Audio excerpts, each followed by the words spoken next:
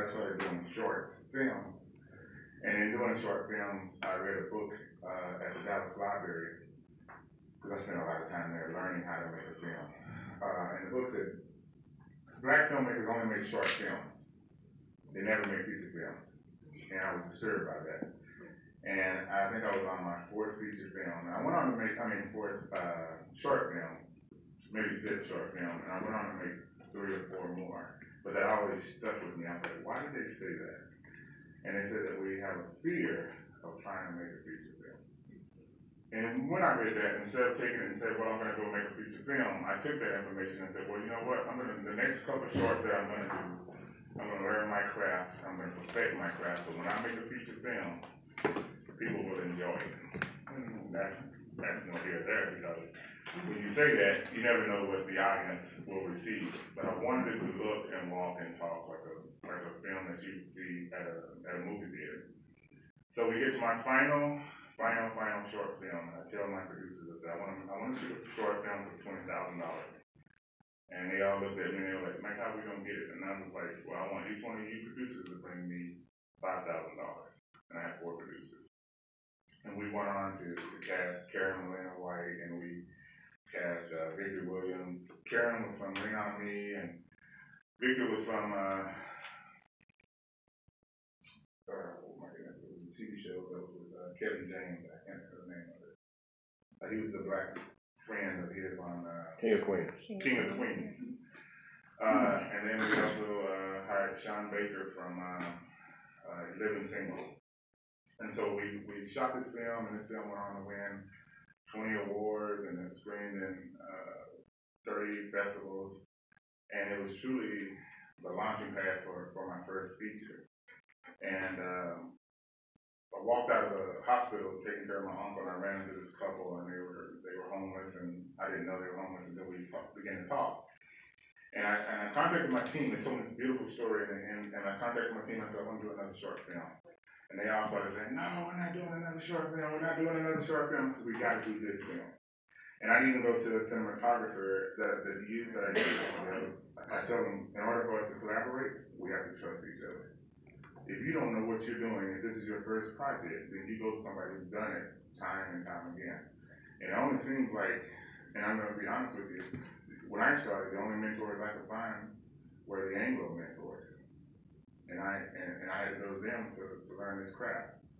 And for some reason, when it comes to mentoring, and we need mentors, and we need people that's got experience, when it comes to us, and I'm not trying to be the dead horse here or preach anything, but when it comes to us, we have to mentor each other. That's the only way we're going to make it in this business. That's why it really has this coming together. Because if I know something, I shouldn't hold it. I should be able to give it to you and help you, and not to give it to you, but help water it, help grow it, help pull the weeds, whatever it takes to get that thing off the ground. If I know something, if I know where you can get posters at for half the price of what you're paying, if I know where you can get DVDs made for half the price of what you've been paying, if I can pick up a phone call and get you a cinematographer, if I can pick up a phone and get you a gaffer because Michael might call me for my next film, that's what we do, and that's what we need to do. That's the only way I've been able to survive, is because, we've had friends and counterparts all over the country. I have people helping me out of Atlanta. I called Malik the other day, and I told him when I shot my last film, I said, I want to get Alan Payne on the phone. Can you help me? He says, all right, give me 5 minutes. The next thing I know, my phone's ringing, and Alan Payne's like, what's up? I was like, well, wait a minute. The other thing is, you got to be ready. Right. And me and the brother talked for about 3 weeks. And it wasn't that he didn't want to do the project. His vision of where he wanted to go in his own life. But to have people like that to say, when we're looking for people, when we're trying to get a distribution deal, that is the most murky water you can find, man. And if you haven't been in there, it's full of sharks. And it's full of Like Film Festival, where Robert Townsend was there and he was speaking, and he was talking about he was asking all of the audience, what are you waiting for to make your mark? If you're an actor and you want to get into something and you're auditioning, but you're not getting the parts that you want, what are you waiting for?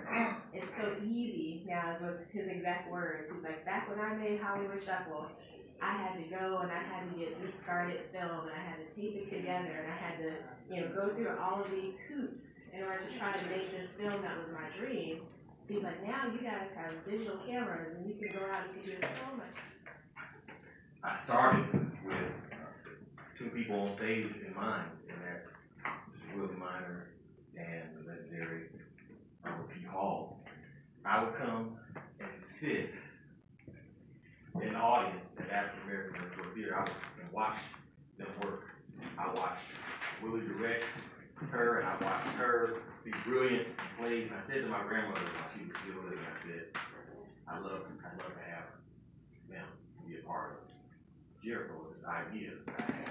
And she just told me to pray about it, and anything was possible. And so I began to craft the script, and I went to Mr. Minor, and I let him read it. And he liked the script. He said, you know what, I think we can get Ms. Hall. I think we can do it. I think she'd be interested in it.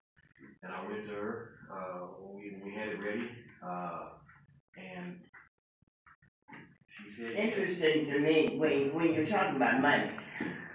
Number one, I'll tell you, I never wanted to be rich and I never wanted to be famous. I know it sounds like everybody want to be rich. No, I never wanted to be rich because I don't know what happened when I was a small child or in my childhood days that made me not want the responsibility of having more money than I needed. But I just never wanted that. And I never wanted to be what most people think of when they talk about famous. And you have a lot of people running after you or running around in your way. Or I just never wanted, I always wanted to be able to just live in my community. And I think the fact that I was born in Beaumont, Texas, in the South End, and when I wasn't in Beaumont, I was in Tyler, living with one of my two grandmothers, or I was in Shreveport, and we had a whole block of players, one house after the other, and on the end of the block was a school where my grandmother had taught. I'm very, very community oriented. I have no brothers and sisters, so I always adopted people. Everybody was family. I put you in the family immediately. And I still do that. I still find myself now, I have all these godchildren, God daughters and sons, and I watched people living in close proximity, how they cared for each other, and how they cared about each other. And that stuck with me. When I went to Chicago when I was 7, that bothered me. I didn't like Chicago because it was, nobody knew each other. People didn't speak. Walking them down, just all the little dogs, the puppies, watch the big dogs. And it's just a way of nature. You learn from the old ones. You learn from your adults. So embrace that. Don't run away from it. Just make sure that you're always doing something that's worthy of being liked. I got that from her. My father's mother, the main thing, other than her personality, she was very cheerful. She was sick. She died when I was 7. She died of diabetes. And one of the reasons why I took her to film Soul Food, because she had her legs amputated and she died. All these movies. I saw my Black Cowboy. The first Black Cowboy I ever saw was in a little movie theater like that. Cost about a nickel or a dime or something to go. I went to Chicago. We had a little theater under the L track like that.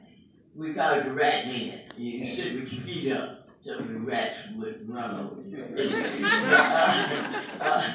All of these things were small. Then all of a sudden, we got integration, which has its good points. I mean, everybody in America should be equal. Amen. But one thing that we did that did not make any sense to me then, and does still make sense, we gave up all our theaters. We just gave them up. We said, well, we don't need these anymore. Now we don't have anywhere to show our movies. We don't have anywhere to show our small movies when we make them, our larger movies when we make them. And we are slipping back into even though he was a legendary figure, into the Willie Lynch thing. We're not trusting each other. We're getting further apart when we're trying to create something. We need to come together and get back to those old days when we helped each other. We need to, as many different filmmakers as it is sitting right here in this room. When it's a film to be made, everybody needs to be working on that person's film. Get that finished, all right, what's the next one? We all work on that one. We all work on this one. You understand? And get your little place and show those films, and it's not about the money. I used to tell my students, whenever you hear somebody say, this will make money, run. Because the next thing going to be is, you owe me. All you need is enough money. I laugh because they say I got $500,000 somewhere. I didn't know. I wish they showed me where it is. I can use that. But anyway, what you need is, it's not about the money. All of you actors, it's about the acting. I was a day player from 1973 to 1997.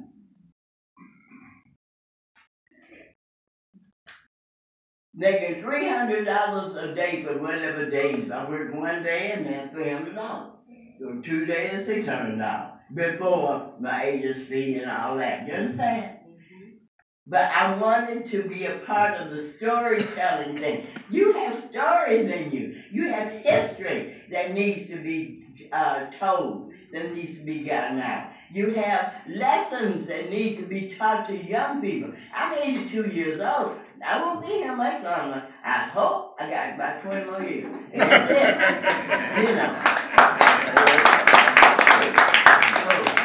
That's why I came to speak to you all. This is what I want to see us get together and do something together. And it's not about it. It has nothing to do with color.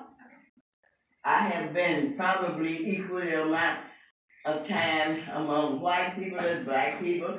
I've been on many, many sets where there was no other black people with me. Not in the crew, not on the cast, nothing. And I just did my job. We respected each other as artists. But you have a unique opportunity by you having the same background, a similar background.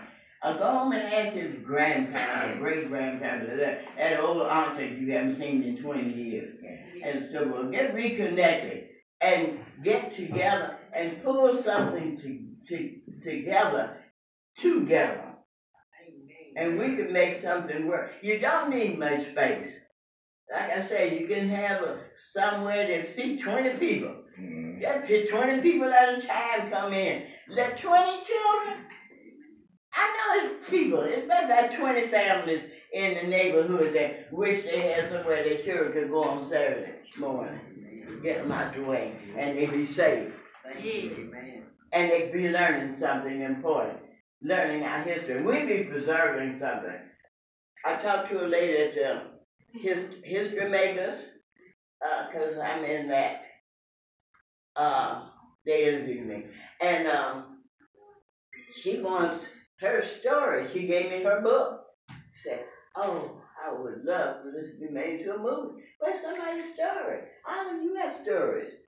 You know, let's not make the same mistakes over and over and over again. You say, ain't nobody gonna run off with the money.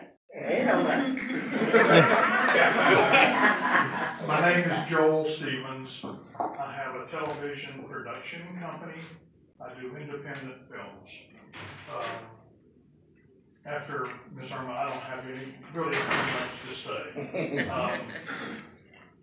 I was going to talk about or ask you a question. When you go to a movie, who sits through and watches the credits at the end? That's great. I wasn't going to ask for a raise of hands, but it's great because each one of those credits represent a job. Some of us have more than one job when we do our job. As I mentioned when I first introduced myself, I write, I direct, I produce, I clean the floors, I clean the bathrooms, I do lighting, I do whatever is required to get the job done.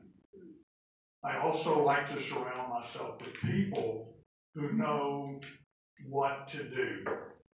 When I first think about what I need to do, I realize that no matter how smart I think I am, no matter how handsome I think I am, how creative I think I am, there's always somebody better.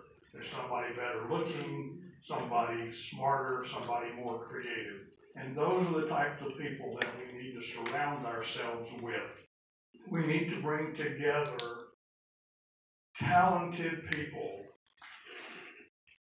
And in some cases, we need to bring in people who are not so talented so we can show them how to do a job so that they can continue on.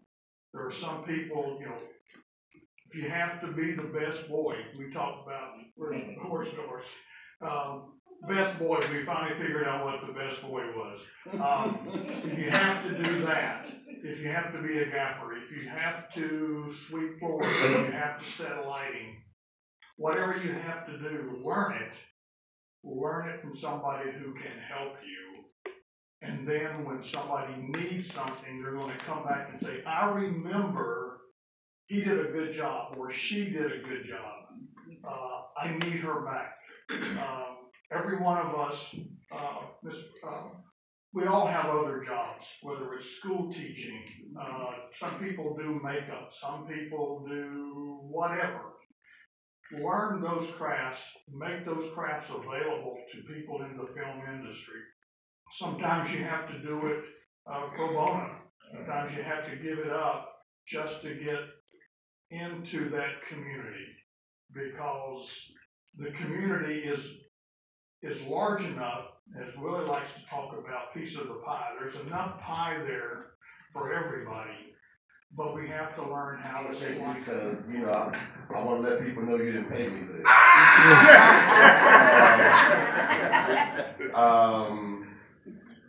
Club Rum Boogie. Lord have mercy, a couple of things. I was born and raised in Chicago. Knew all the people in my building, knew all the people on my block, knew all the people on the block after that, and the block after that, and the block after that. Because we all went to the same movie theater, the Central Park Theater on Roosevelt Road. Right, we all went to the same theater. We all saw Beach Blanket Bingo and was trying to figure out who was going to be Frankie and who was going to be Annette. None of us at the time had it worked out. But I got a chance to start this business. I was blessed because I got a chance to start it very early, like around 8 years old. I'm a surprise baby. Surprise! So I was kind of raised as an only child because my brothers and sisters were out the house, so that was a good thing and a bad thing. Because if things got broken, I couldn't blame it on nobody. It was me. And being there, my best friend became television and radio. My best friend. And then I got old enough to where I discovered there was a thing called a library. And I could just go in there and nobody would bother me. Because nobody would be in there. Right? nobody would be in there except for like these older brothers and sisters with shocking gray hair and little spectacles that were reading like big books with really tiny words, and me. And they were all poets and intellectuals. They were talking about Marx, and they were talking about the Back to Africa movement and Patrice Lumumba, and they were, you know, with all this really interesting stuff. And I started doing more and more theater as an actor.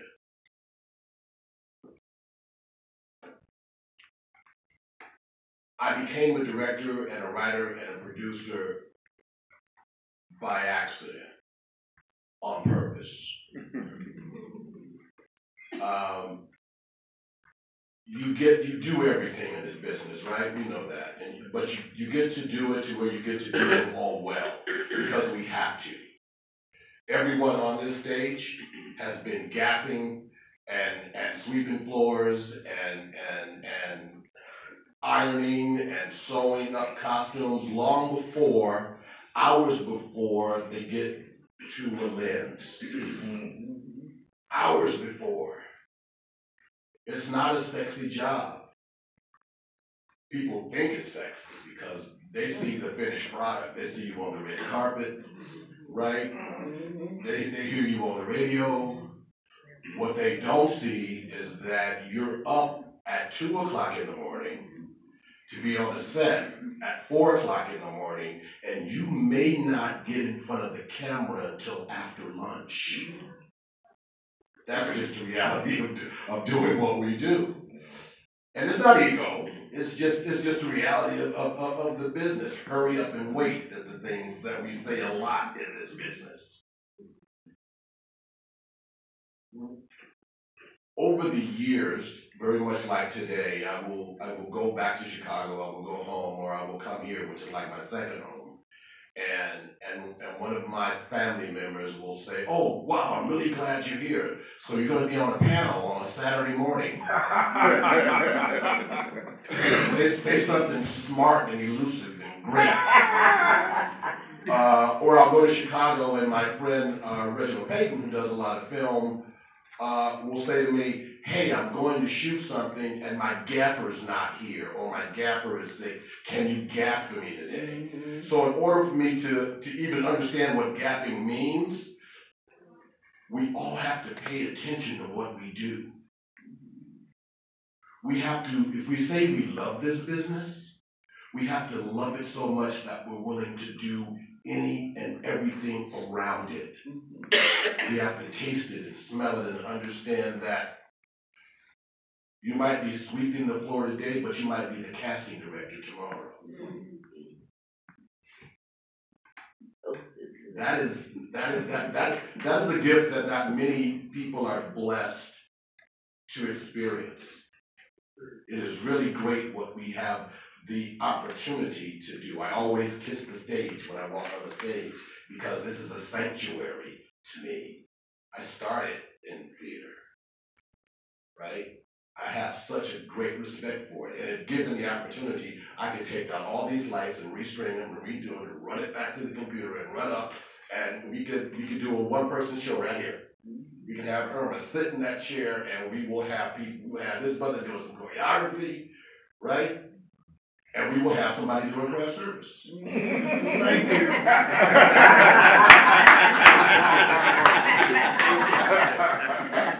Craft service is one of the most lucrative, it is one of the most lucrative and important elements of any film set.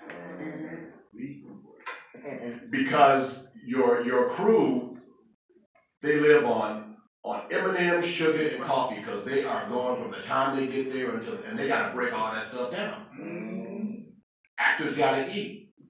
And when you look throughout the industry, and I've been in the business for a minute, there are not a whole lot of craft service people of color. It is a small industry of people that are making bank on everything. I did an all-black movie once and the caterer was white. They were serving chicken and waffles, but I mean, damn. Come on.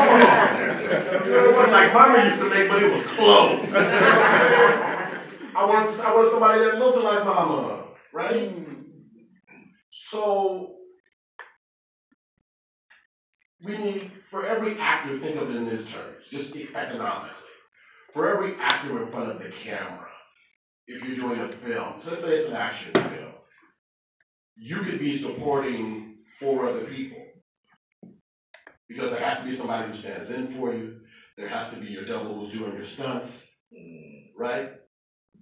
If you're smart enough to have a black manager who you trust with your money, they're making their money, right? If you're fortunate enough to have a black or brown agent who's going to be sending you out there, they're making their money. You are your own little cottage industry. That only works if you're willing to reach out across the aisle to that other person. When I lived in Dallas, I did a gig with the Theatro Dallas, right? Hispanic theater company here in town. And when I worked with them at the time, I was like one of the only brothers that ever did a lead role in their show. And everybody was like, well, how did you do that? And I was like, well, I just acted. They were like, yeah, but you acted in Spanish. I was like, yeah, because I speak Spanish. Right? Let's not close ourselves off to the opportunities to make money and gain influence and gain friends. I lived in Europe for a long time, making movies and singing in jazz clubs and hanging out with Chick Corea and all these different artists, right? And learning stuff. So that when I left there and came back to the States, I came with Malcolm was right, travel does broaden your scope. I came back with a whole new thing, that kind of hyperspace. Because black folks have been making movies for as long as they've been making movies. There's only one difference, distribution. Right? I mean, there's the Magic Johnson Theater. His name is on it. But where do we house our films? If we're doing television, how do we get them to be network ready? Here's a hint. Don't wait for Chandra to do it. Don't wait for Denzel to do it. Don't wait for Samuel L. Jackson to do it. Don't wait for Irving P. Hall to do it. Because if you have a camera, and you have some people, and you have some contacts, and you're able to network your product, you can do a web series right now for less than $5,000. A web series. That means your series, 13 episodes, is going to be on the web, and people got to sign into your series, and those are dollars that are going to come to you. It's not going to go to Warner Brothers. It's not going to go to 20th Century Fox, because believe me, those people only want to see our faces when it's economically viable for them. So I'm a little upset when I hear governments talk about cutting PBS, the National Endowment for the Arts, because for independent filmmakers and actors, for us, we understand how important that is. That we have at least an avenue to reach out and touch a community on a global scale. Another hint. Don't go to sleep on Africa. Don't you go to sleep on Ghana. Don't you go to sleep on Nigeria, and don't you be listening to what they're telling you on the news. Don't sleep on our own people. Right? The Latino market is millions and millions of dollars, because that is something that transcends the Caribbean and it goes to a whole continent. We have a whole continent. They steal fashion, they steal music, they steal all of this stuff from us, and we are not taking advantage of the opportunity to go across the ocean. And we don't even gotta buy a plane ticket. We can put all that stuff on a drive and send it on the email. It can go from the set to the set. And we can pay somebody to do your subtitling. Subtitling is the big business. Because everybody don't speak South Dallas. Right? Everybody don't speak West Side Chicago. Everybody don't speak New York. But that's what's happening. So let's start thinking in those terms. Right? I mean, I'm not, if it's a bad piece of theater, or if it's a bad piece of music, or if it's a bad piece of art, it's just a bad piece of art, regardless of who is at that helm. It's just bad. The question is, how do we make it better? Because you're not going to get a Hollywood shuffle out the box. It's just not going to happen. And if it does happen, what do you follow it with? What's your sophomore? I'm always 3 films and 3 projects ahead when I look at it. I know exactly, I got 3 projects right now that I'm working on, and I've got 3 more in the pipeline ready to go, because out of those 6, maybe I'm gonna hit 2. But I always leave enough room to where I can work on somebody else's stuff. Because sometimes you can't live on an island. It is economically impossible at this point in time with this particular president and this particular administration. This is the best time to be artists in America in the last 20 years. Because we got a lot to say, and they're giving us a lot of canvas to work with. A lot of canvas. I said when I introduced myself that I was an activist and an artist, and I put that in brackets, and I put activists first because that's what we do. We tell stories. We mirror societies. We teach children. We teach grown folk. We teach each other. That's what we do. We have to be active in that. So if you're a filmmaker and you don't have a subject, find one. All you have to do is open your window. They're out there. Look at the house that's next to where you live. Look how dilapidated it is. Look at the kind of services they're getting. Turn your lens on that and film that. Cut it up and show that. Mirror what's happening to us, because if we don't speak up, if we don't let people know that we demand to be heard, to be listened to be loved, to be feared by any means necessary. Y'all remember that? So they try and cloud that right now. They try and cloud that with, and I got mad respect for the brothers and sisters that do this, but they try and cloud our perspective with things that aren't necessary. I love chocolate cake, but I can't live on a diet of Medea. I can't. I cannot. I can't allow my children to do it. I can't allow other actors or technicians to do it. We have to start thinking about Gordon Parks kind of cinema.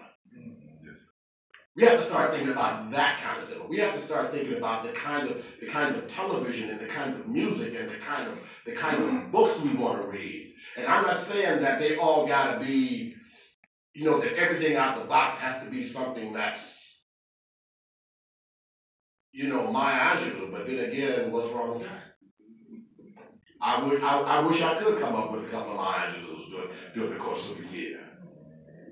But it's easier for us as artists to turn our cameras to stuff that we know they like in order for us to make money than for us to really be true about who we are and do your film, do your best acting, do your best makeup, do your best lighting.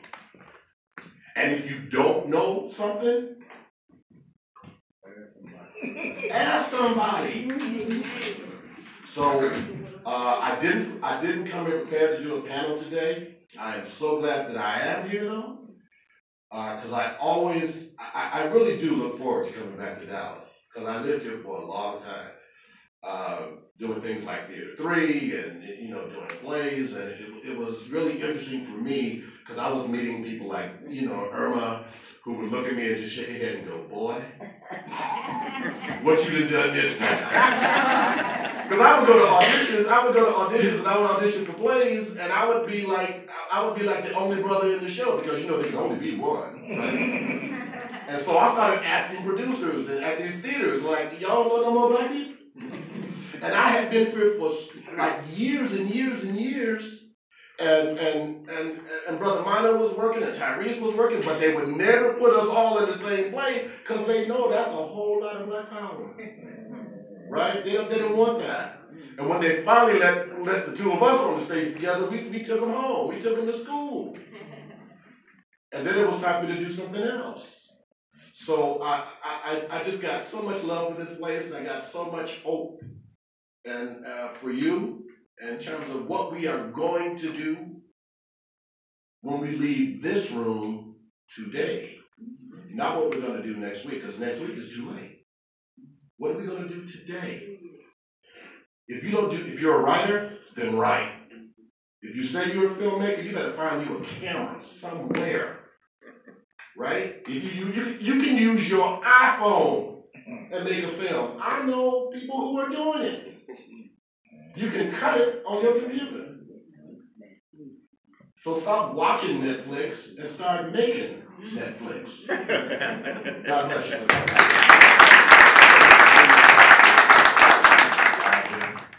Like Doris was saying earlier at the top of the show, the African American Film Exhibition Committee, we show every other month those old classic black movies right here at this particular space right here. Cabin in the Sky, Stormy Weather, all those types of films. Irma was talking about the black westerns, Buckaroo Banzai, and all these kinds of films, Harlem Rise to Range, things like this. But one of the things we want to do is take this whole thought pattern farther, and we need your help to take it farther with a young man that, Brother C.B. Rice, who has an organization that we're going to work tirelessly with called BAM. C.B., you want to come up and tell us a little bit about what BAM is and how these people can get involved? The box office featured a female lead or co-lead. Only 3 of those leads were women of color. And almost half of them did not feature a black female character in any capacity. But that's good news. And here's some recent box office numbers to share the good news with you. Let's say I won the lottery and I give you a budget of $1.5 million. And you turn it into $27 million domestic sales and $3 million, which is a great start on an international basis, headed towards $40 million internationally. That movie is called Moonlight. Let's say I give you $4.5 million budget, and you turn it into $118 million domestic sales and $21 million internationally. That movie is called Get Out. Or I give you $25 million, you turn it into $163 million domestic sales and $44 million internationally for $207 million. Total, that movie is called what? Go. Looking at these 3 films, a common thread is a lot of firsts. Moonlight became the first film with an all-black cast, the first LGBT film, and the second lowest grossing film domestically to win the Best Picture award. The film's editor, Joey McMillan, I hope that's close, became the first black woman to be nominated for an editing Oscar alongside co-editor Nat Sanders, and Ali became the first Muslim to win acting Oscar. With Get Out bringing in over $113 million to date, Jordan Peele has become the first black writer-director to make over $100 million in the box office for a debut film. Although it is a first for Peele, he took to Twitter to say that it won't be the last for him or others. The viewing public's desire for a film like Hidden Figures is indisputable, so why does Hollywood make so few of them? Since we're not Hollywood, let's make this Dallas Wood. We're going to do that through BAM. We, BAM, need your help. What if the next Margot Lee Shetterly is here? She wrote the book, Hidden Figures. What if the next Jordan Peele is here? He wrote and directed Get Out. What if the next Barry Jenkins is right here in Dallas Wood? He directed Moonlight. We can find them and present them with a BAM award. So we're going to honor these filmmakers, senior division. We're going to honor the junior division, probably coming out of DISD, since they are competing statewide UIL competition. Why not honor them? There's got to be some hidden figures, some hidden talent right here in UIL. So we're going to have two divisions, senior division and a youth division or junior division, however you want to call it.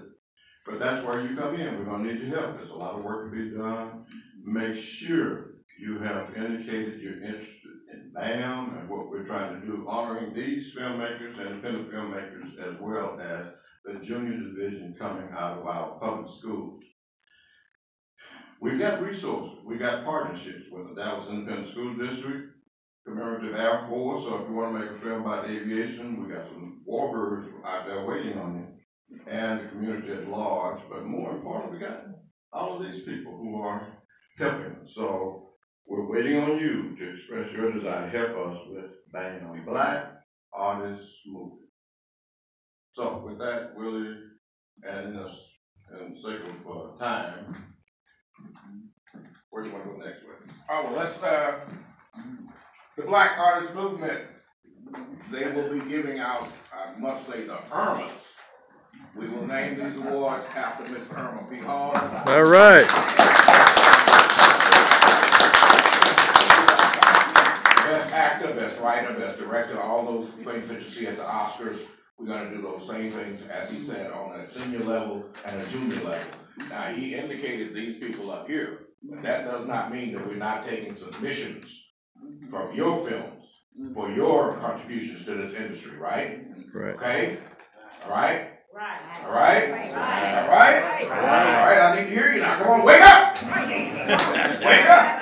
But right now, let's briefly, right, fast, quick, and in a hurry, take some questions from the audience. If we got any questions, any comments, any thoughts. He left her. Came with me today. Another godson. I have all these children, still adopting family. I taught him in junior high. I mean, just like Sami was mentioning earlier, that's let us not sleep on Africa. Let us not sleep as independent filmmakers on our international rights to your movies. Those people in Africa are buying those up. I work with Fred Williamson on a couple of his projects. Fred makes a project here in America for $2 million and sells international rights for $5 million and goes to the house. Goes to the house, and he does that twice a year. So for an investment of $4 million, and like Legend says, it's not his money. It's somebody else's money.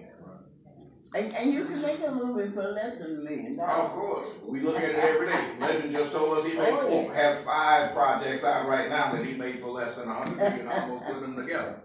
I mean, we're only limited by what we can think of. What we can think of. And if we can think cooperation, if we can think working together, wow, man, we could blow the roof off this sucker. We can blow the roof off of it. How many people in here right now are willing to collaborate? Show of hands. How many people right now? Good. Good. Now, how many of y'all got $1 million? Show of hands. How many got $1 million? If you got $1 million, then you can start producing everybody. Right? But the thing is, we don't have that. But collectively, we can come up with ways and means to produce these things. And then we have Joel, we have CW, we have people that can get them on the air. We have Sakita, she can direct. We got Big Mike, a Legend, he can direct. And you got Willie Minor, I can act. We got all of these people. We're here. We right in this building. We right here right now. We got technical director. Lord Barnes, raise your hand. I mean, we got technical music. Luke, raise up your hand. We got all these people. We got these people right here. Chelsea, raise your hand. We got these people. We got them. Now the thing is, Can we use them? What we gonna do? And how we gonna do it? It's so easy. But you gotta do what they said. You gotta trust. You gotta get away from that crafts in the barrel. You gotta get away. Just because you see me doing good, don't try to pull me down. Because hell, I'm reaching back for you. Let's do like the ant. Let's do like that. Let's form a bridge. And get up out of here. That's what we gotta do. Any questions? Any questions? Any thoughts?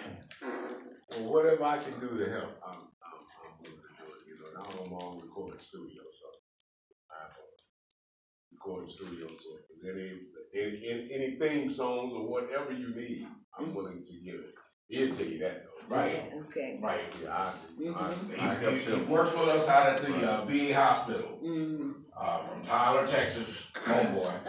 You know, outstanding. He volunteers his time out there with fellow vets, teaching them how to use music as a therapeutic thing. And the music that he can write, Luke can play. The lyrics that Prudence writes as a spoken word artist can be turned into songs, soundtrack. Right? Right. That's all we need to do. That's all. Willie Holmes is sitting right there with a wealth of information on putting scripts together. A wealth of knowledge. There's Lisa Whitfield sitting right there beside him. Hey, both of them two Pisces right there. There's four of y'all sitting right there. Both of those two people right there. Lisa, you talking tours? You talking international stuff? She has contacts all around the world. And they are here because they believe too. They believe. You need somebody to sing for you? That's Liz Francisco sitting right there. Gospel singer extra. Lady there, Marion Harris, my first book came out with a lot of short stories in it with other women. So God blessed me to write my own story. I had a lot of help because I'm not what you call the best writer or the best reader. It was Jesus. I have to give him all the credit for helping me with my book. And so it's been out there for some years now. I've been on the website. I've been on Amazon. I have my own website, but nothing. But I know when God get ready, it will fulfill. Now here's your opportunity. And my wife. We're gonna have another meeting, or we're gonna just sign up out here, or how are we gonna get the connection? Okay, here's what's gonna happen. Those of us who wanna be involved in BAM, the Black Artist Movement, please make sure you sign up. BAM will be in touch with each one of us to let us know when their next individual meeting is gonna be. If you're interested in coming and participating in the African American Museum film exhibition, then sign that sheet. There are 3 different sheets out there. If you're interested also as an actor in simply working with other actors, being trained, then we have the Sankofa players outside that you can sign that sheet. But Brother Bati, could you come up for a fast, quick moment, brother, and give us a little bit more information on the international opportunities for filmmakers? He just arrived and Ms. Hall's introduced me. I'm Mark here. I did want to acknowledge one of the things, I think Mike knows this too, is one of the films that we produced in 2016, 2016, won the African Movie Academy Award Best Picture. And so what you're saying about making those connections and reaching back to the dysphoria or being involved in dysphoria is really critical, because that's where